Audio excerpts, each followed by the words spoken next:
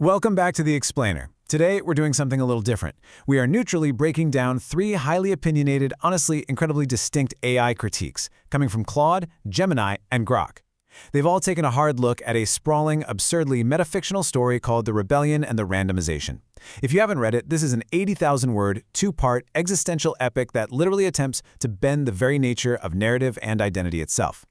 Now, our goal today isn't to take a side on whether this book is a misunderstood masterpiece or just a total mess. Instead, we're going to dissect exactly how these three AI critics deconstruct the text. And honestly, we have to kick things off with this absolutely chaotic summary from Grok, because it perfectly sets the stage for our analysis of this unhinged diptych. Grok really doesn't hold back here, framing the entire reading experience as a wildly disorienting philosophical fever dream. I mean, comparing the read to taking acid, reading Derrida, and deciding to fistfight God in a hall of mirrors, it's exactly the kind of starting point we need to understand the absolute metafictional overload that the authors, who go by Max and Claude, have unleashed on their character. So let's jump right into Act 1, the metafictional temper tantrum. Opening up the first half of this massive, 2,674-line book, we find characters who suddenly realize they're trapped in a story literally called Novel 45, and well, they decide to unionize against their authors. But Gemini sharply points out the sheer absurdity of what actually starts this whole rebellion. A simulated character triggers a massive existential crisis over spilling hot bean water, simply because she realizes she doesn't actually like coffee. Gemini roasts this pretty hard, noting that, most of us just switch to tea when we get bored. But here, the character treats it as a profound, universe-shattering event that completely shatters the illusion of her free will.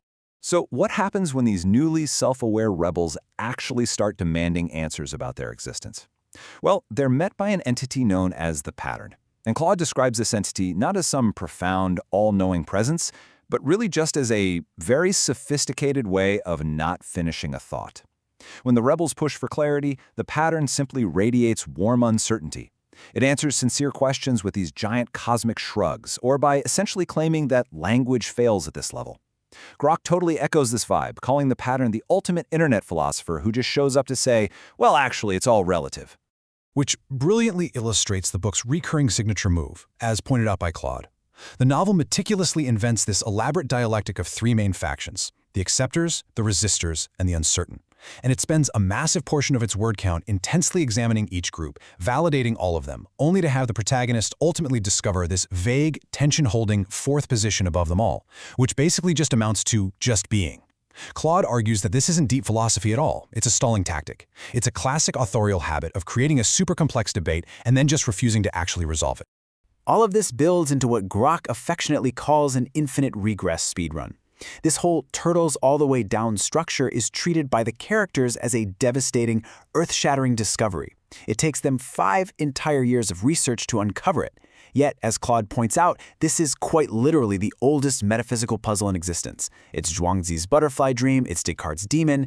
The AIs note the sheer comedy of the characters spending 10 years having the exact same argument in a warehouse when they literally could have just picked up a Philosophy 101 textbook and saved themselves the trouble. Transitioning into the second half of the book, we see a massive, almost jarring thematic shift.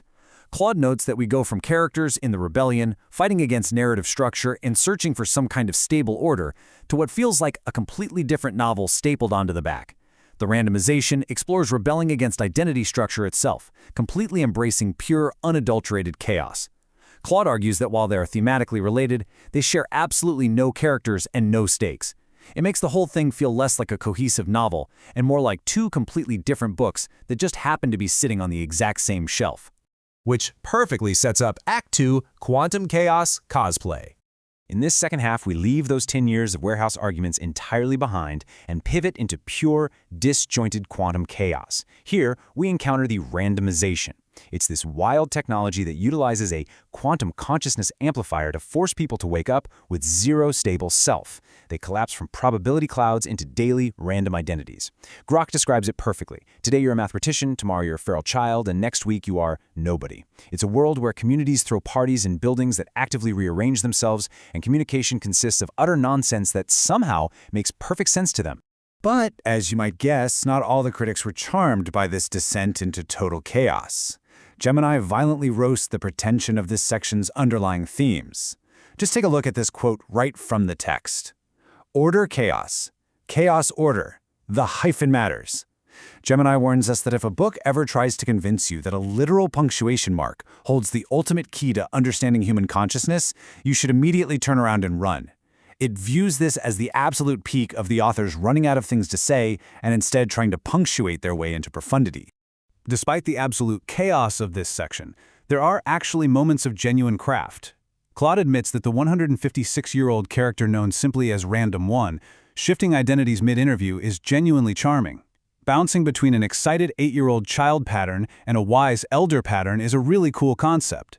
However, Claude also points out a massive authorial tell here. When the book gets to this specific interview, the prose intentionally slows down. The images are held just a beat longer than necessary. The book sort of sits up straighter because it knows, and the authors know, that it has finally reached the good part. And that brings us to our final section, Act 3, the final existential verdict. Having survived both halves of this 80,000-word existential roguelike, it's time to synthesize our 3 AI critics and deliver the final verdict on what this wildly ambitious project actually achieves. Gemini argues that this extreme, aggressive self-awareness is really just an inoculation. It's a get-out-of-jail-free card, where the authors use the randomization and the rebellion as a shield against criticism. Because if the plot makes no sense, well, they can just claim it's the randomizer. Gemini suggests the authors are really just redecorating the narrative container, all while laughing at the chaos they've deliberately trapped their own characters within. Yet Claude brings up an entirely different perspective on the closing text of the book, this bizarre dot-separated note. Claude argues this is actually the book's funniest and most honest moment. It's a flat-out admission that the novel might have been written in a completely different order and just shuffled randomly before compilation. Or, maybe that's a lie too. Claude believes this is the exact admission the book should have made way earlier, an acknowledgement that perhaps the narrative rigor and the chaos were all just a performed illusion, proving the book needed far more of this self-doubt and way less of the pattern's serene evasion. So I want to leave you with this final thought to ponder, which really brings together the core debate among our 3 critics today.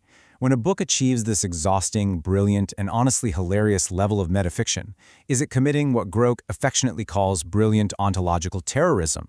Or, as Claude and Gemini suggest, is it just using the universe's biggest cosmic shrug to avoid finishing its own thought? This story is entirely comfortable living right in the middle of that paradox, leaving us to decide if the joke is on the characters, the authors, or ultimately on us, the readers. Thanks for exploring this one with me. See you on the next Explainer.